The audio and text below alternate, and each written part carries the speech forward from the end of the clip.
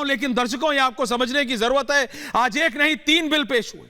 Indian panel code IPC 1860, भारतीय न्याय संहिता, criminal procedure code CrPC 1898 और 1973, भारतीय नागरिक सुरक्षा संहिता, और इंडियन एविडेंस एक्ट 1872, भारतीय साक्ष्य अधिनियम। यह आपके लिए क्यों जरूरी है? क्योंकि एक कॉलोनियल लेगेसी जो एक चलती थी, कानूनी प्रक्रिया डन विधान प्रक्रिया पर कॉलोनियल छाप थी एक। जब 160 वर्ष पहले ये जो ब्रिटिशों के कानून के हिसाब से हम चल रहे थे, ब्रिटिश और लंदन में उनकी सरकारों के हितों के अनुकूल था ये सब। मानववध या महिलाओं पर अत्याचार से महत्वपूर्ण राजद्रोह और खजाने की रक्षा थी। भारत के आम जन के मानव अधिकारों से इंपॉर्टेंट ब्रिटिश शासन बनाने का उद्देश्य था ये, इसलिए इसको बदलना पड़ा है। आप समझिए पूर्व में सुधारों की सिफारिशें हुई हैं, लेकिन ये हुआ नहीं हुआ। और ये ऐसे ही नहीं कि अचानक कर दिया, एक दिन मन करा, अमित शाह सुबह खड़े हुए और बोल दिया हां कर दो, ऐसा नहीं है। इसकी पूरी प्रणाली है। क्योंकि अभी गौरव भाटिया जी, अभी कांग्रेस जुड़ेगी, समाजवादी पार्टी के आपके फेवरेट अनुराग भदौरिया जुड़ रहे हैं, वो सब आपसे कहेंगे भैया विचार विमर्श क्यों नहीं किया। तो जरा बता दूं मैं, 2019 को यह गृह मंत्रालय ने इस सुधार प्रक्रिया की शुरुआत की। गृह मंत्री ने सितंबर 2019 में सभी राज्यपालों, सभी मुख्यमंत्री, उपराज्यपालों और प्रशासकों को पत्र लिखा।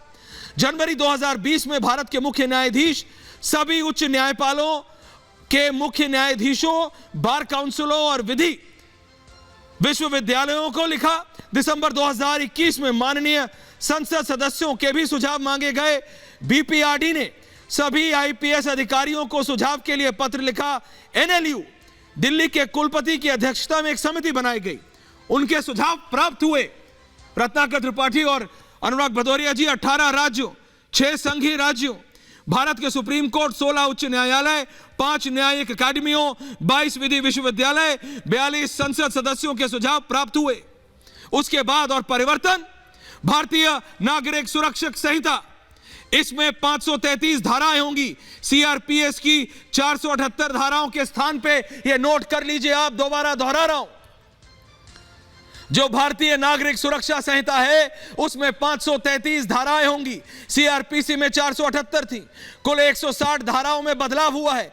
9 नई धाराएं जोड़ी गई हैं तथा 9 धाराएं निरस्त यानी हटा दी गई हैं। भारतीय न्याय संहिता, गौरव जी आ रहा हूं उसके बाद, इसमें 356 धाराएं होंगी। आईपीसी में 511 धाराओं के स्थान पे इसमें कम की गई हैं। कुल 175 धाराओं में बदलाव हुआ है।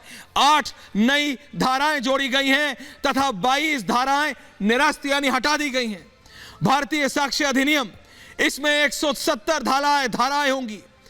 मूल 168 धाराओं के स्थान पर कुल 23 धाराओं में बदलाव किया गया है। 1 नई धारा जोड़ी गई है और 5 धाराएं निरस्त कर दी गई हैं। तो गौरव भाटिया जी, ये जो 3 बिल की बात हो रही है, ये ऐसा नहीं जैसा मैंने कहा, जो कि विपक्ष भी खड़ा होकर कहने लगेगा कि भाई पूछा नहीं, बताया नहीं। ऐसा नहीं, it's not on whims and fancies of a man, जो कि ये आरोप लगाते हैं।